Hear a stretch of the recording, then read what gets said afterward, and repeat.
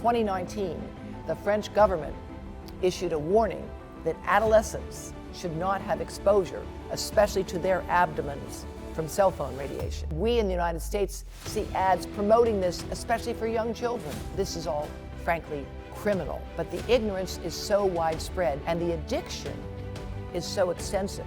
Many cities have actually filed suit. Some in California have put in setbacks. You cannot have an antenna within 1,500 yards. What are we doing to ourselves and our children and the environment to unleash exposure to radiation that we know can damage honeybees and reduce sperm count? 5G to work brings 4G and 3G right to your bedroom wall, and under the laws that are pending right now, you have no grounds to object to the location of 5G antennas, of which there are 1 million new ones projected.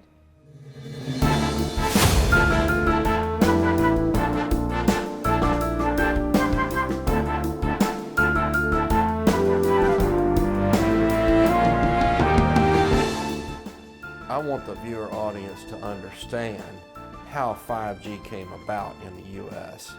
And I want them to know that and this is my interpretation of what happened, that it made its way into the economy of our country in 2017 with the omnibus clause that was bipartisan out of Congress. Everybody, you know, it was at the end of the year, we had to get it passed, we had to have bipartisan support. So it made it out into the public, and I'm sure that the wireless lobby was all over them to get it done and making those points. Oh, both sides of the aisle can agree on it.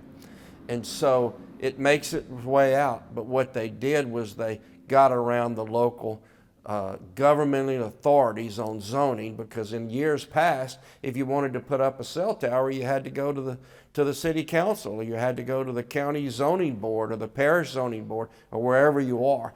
They got around that with this omnibus clause in 2017 with the 5G. So now we're seeing these so-called antennas, as you're talking about. They're influencing schools and churches and everybody to put them anywhere.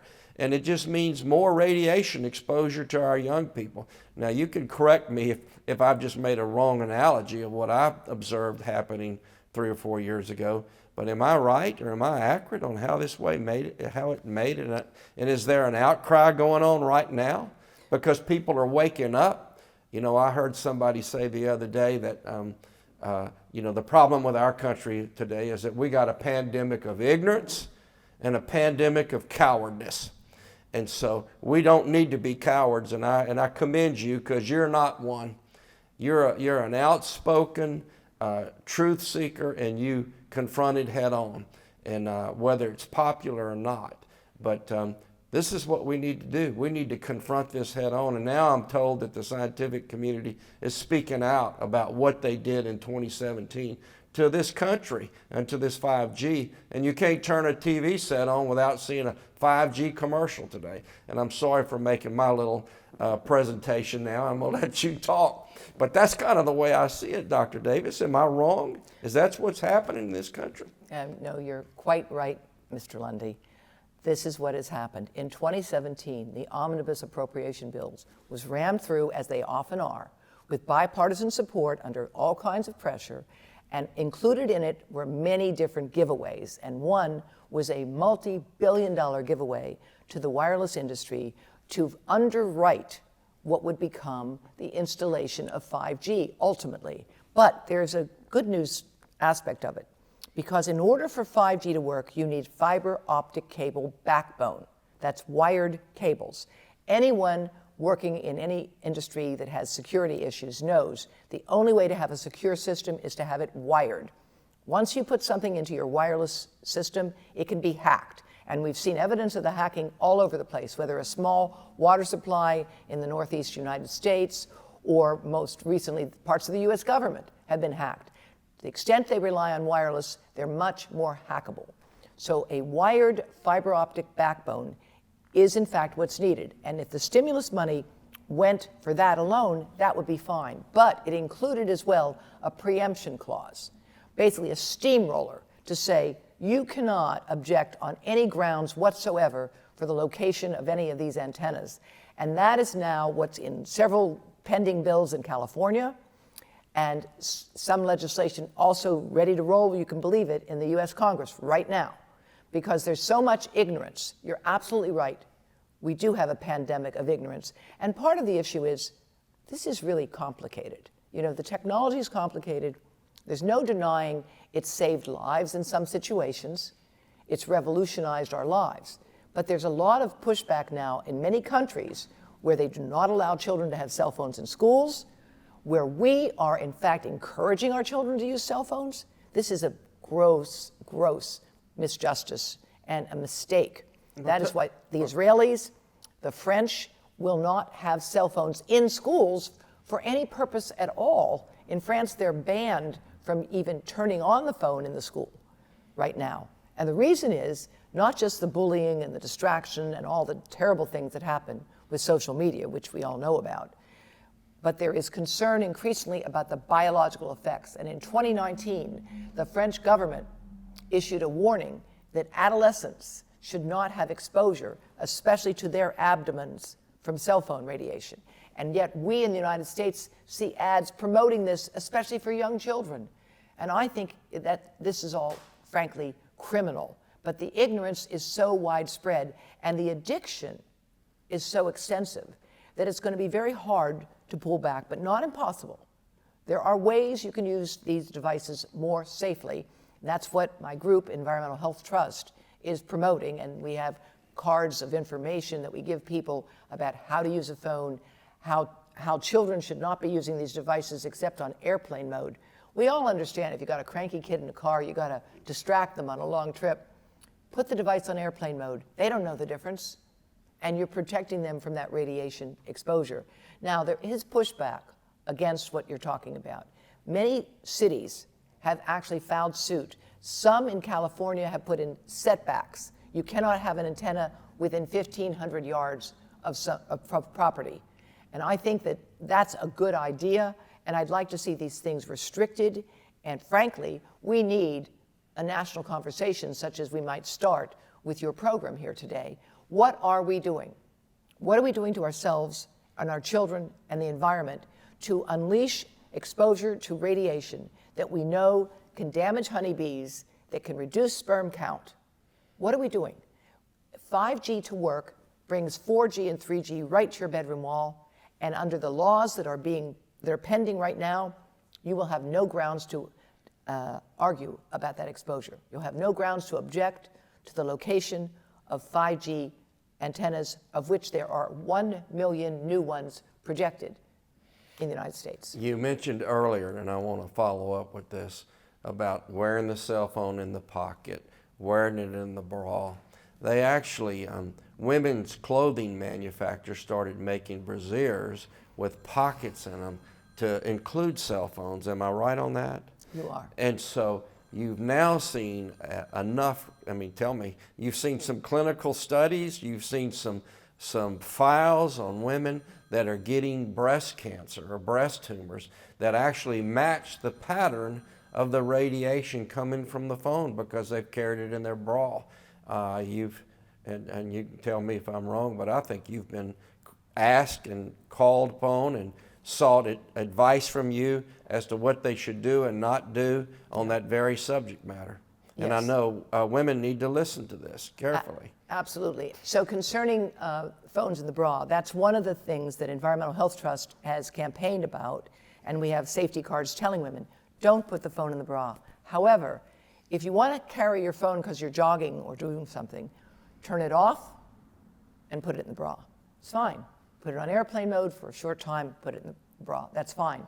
But there is no way it's safe to have a phone that close to the body when it's on, because even when you're not using the phone is using you. The phone is always on unless you set it to airplane mode or turn it off. Steve Jobs famously objected to putting an on-off switch on the phone. In the last years of his life, he said it was like death. How ironic that not allowing phones to be turned off is increasing deaths. Yeah, that's a powerful story. Tell the audience that what they can do to go get educated on safe use of cell phones. Can they go to your website? Can they go to another source? Tell them what they can do to go learn more. Because I know we're proponents, you and I am, of technology and how it's helped the economy, how it's helped the American public, how it's helped education, how it's helped health. And we're not against technology, but we just want people, number one, to be safe, number two, to have free will.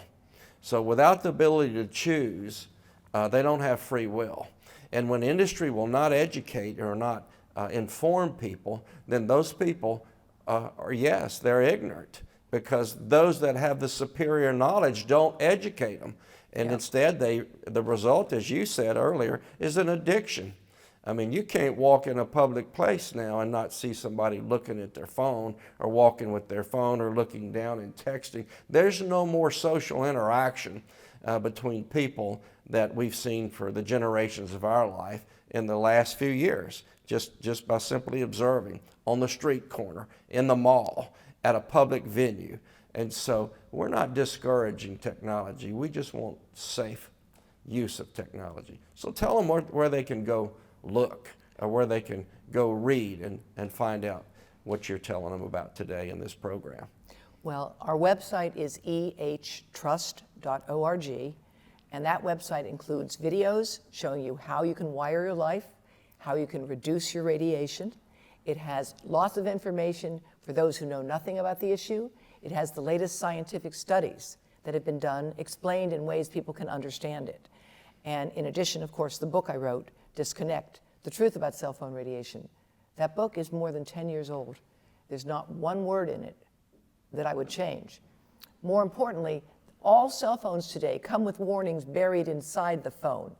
In my TEDx talk, I go through and show you exactly how you can find the warning buried in the phone. Usually you go to settings and you can access the information that says phones are tested up to an inch off the body.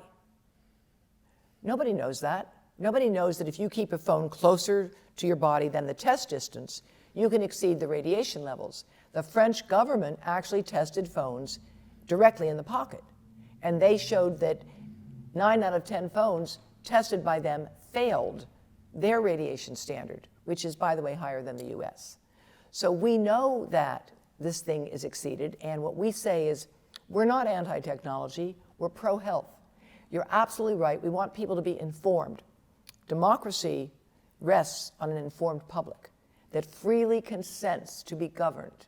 Now, how can we freely consent to being exposed to radiation when we have no information about it?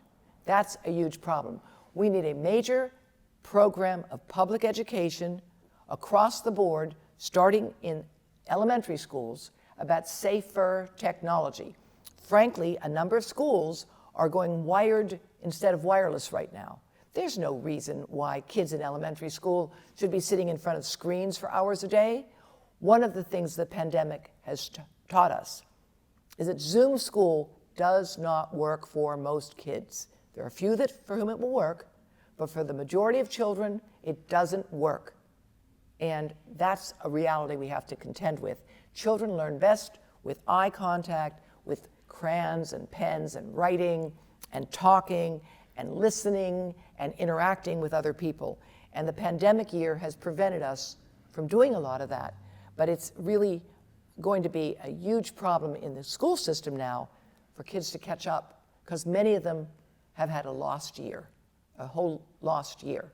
And that's been a huge problem. I want to return to the question of bras for a moment. At one point, we had 4 young women aged 21 with rare breast tumors, and the tumors occurred right where the antennas of the phone was in their bra. They were negative for genetic problems. They had no family history. Unfortunately, several of them have died. And these young women had no risk factors at all for this cancer. Breast cancer is not supposed to occur in women in their 20s. It's just not, unless they have a rare family history. No family history, no risk factors. and rare tumors right under the antenna of the phone. A surgeon, John Weeks, and I and other doctors concluded that these tumors were due to this cell phone radiation. And yet, there's no notice about this. Our website has cards warning people, don't put the phone in the bra. That information now is being shared in Argentina and Chile and Brazil, and we in the United States are not doing a good job. We have a major failure of public education. The state of California in 2007 received presentations from Ron Herberman, the director of the Cancer Institute, and me, the director of the Center for Environmental Oncology, where we walked through the data at that time. They issued draft warning statements to the state, to the public, about how to use phones safely.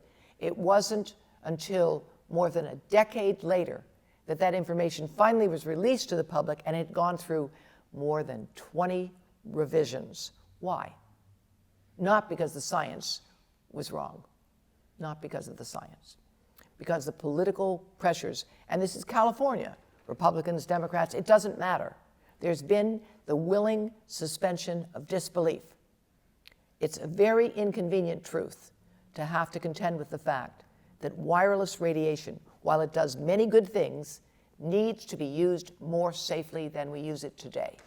And that people who have no idea that they're putting their children at risk or risking themselves are using these devices without understanding that this can promote DNA damage, can reduce sperm count, can damage the heart. Why are we doing this? Because we are generally uninformed. That's why I really appreciate what you're doing to try to get information out. People need to know what the risks are and how they can take steps to protect themselves. Dr. Davis, we've discussed many things today, and you talked about your book, The Disconnect.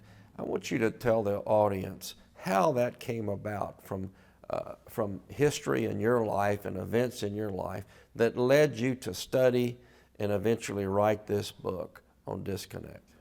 Well, frankly, it all started when I first became a grandmother, now more than 16 years ago.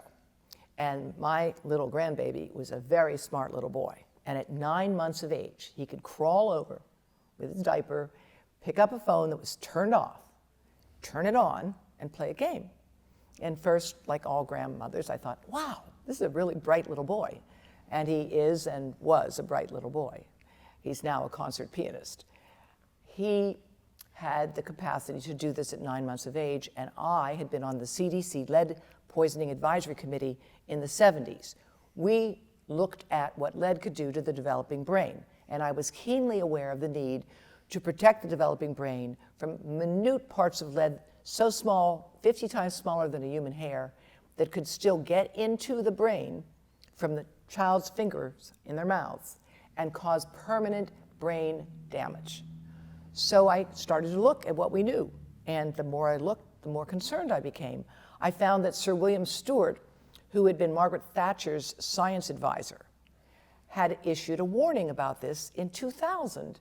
Now, I knew Bill Stewart from a distance because of my work at the National Academy of Sciences, where I was the director of the Board on Environmental Studies and Toxicology. And I knew him to be a straight shooter, a physician, and he had told the Royal Academy of Medicine that phones should not be used by children under the age of 16.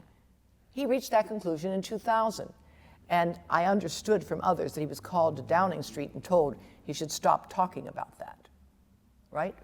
So the more I looked, the more concerned I became. I heard that Gro Harlem Brundtland, who had been the director of the World Health Organization, was sensitive to cell phone radiation and wouldn't allow them to be used in her office, and had given interviews where she warned about the fact that she was so sensitive to this radiation. She actually lost her job shortly after giving those kinds of interviews. Maybe it was just a coincidence, I don't know. But the more I looked, the more concerned I became. And I had been wearing my phones kind of like a gunslinger on the hip. I stopped doing that as I got into this research. I started to question what we knew, and the more I looked, the more concerned I became. And that led me to what became the book, Disconnect: The Truth About Cell Phone Radiation. Well, That's a great historical scenario of how it came about, which would have been, you started this 16 years ago? More, yes, yeah. Yep. And then you alluded to it in your book on the war against cancer. Yeah, the last chapter of The Secret History of the War on Cancer was called Presumed Innocent. And in that chapter, I raised the question about CAT scans of young children. And at that time, a baby could be exposed to up to 6,000 chest x-rays from one CT scan. So we worked to expose that fact, and the American College of Radiology issued new guidelines, and now, hopefully, babies aren't being exposed to that radiation. In that same chapter, I said, what about this non-ionizing radiation from cell phones? It's not ionizing like the CT scan, but it is radiation. And I raised the question in that book, what do we really know about safety? And I exposed the fact that the Danish Cancer Society had done what I think was a very flawed study, saying everything was fine. It didn't look so fine to me the more I looked. And the more I looked, the more concerned I became, particularly when I looked at male fertility problems, which I had heard were being found to increase, particularly again with guys who had phones close to their bodies in their pockets. What has the American Academy of Pediatric Medicine said about the cell phone issue? Well, they have certainly issued warnings. At one point they said children under 2 should have no use and no exposure to cell phone radiation. And if you're going to talk to grandparents by Skype, the parents should be holding the phone, not the little babies. And they have called for the FCC to revise their approach to cell phone radiation. Remember, the standards for cell phone radiation were set a quarter of a century ago when gasoline cost well under $2 a gallon. And that is absolutely ridiculous idea that the standards for which all of the new devices are being tested are a quarter of a century old. How can we use 20th century technology to evaluate 21st century technology that didn't even exist when the standards were developed? Let me ask you one more question, Dr. Davis, that will probably help young moms and dads traveling with children today. How can a child safely watch a video game in a car or an airplane and not be exposed to radiation? Ideally, get them something else like a book or something to work with because they need that tactile stimulation. If you have to rely on an electronic device, it should be airplane mode, Wi-Fi off, and Bluetooth off. That way you have no radiation coming and going from the device into the child. Remember, these devices are not tested for children. That's what the American Academy of Pediatrics pointed out. They are tested based on a big guy with a 12-pound head weighing well over 200 pounds, not for little tiny children with their thin skulls with more fluid in them. And that is why we are very concerned about what's happening to our children around the world today. So go to ehtrust.org and listen to Dr. Davis online. We thank you for listening today and being part of our program.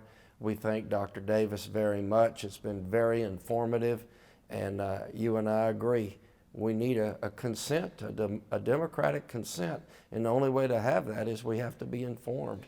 We can only exercise our free will when we know the truth. Thank you, Dr. Davis. Appreciate it very much. Thank you, Mr. Lundy.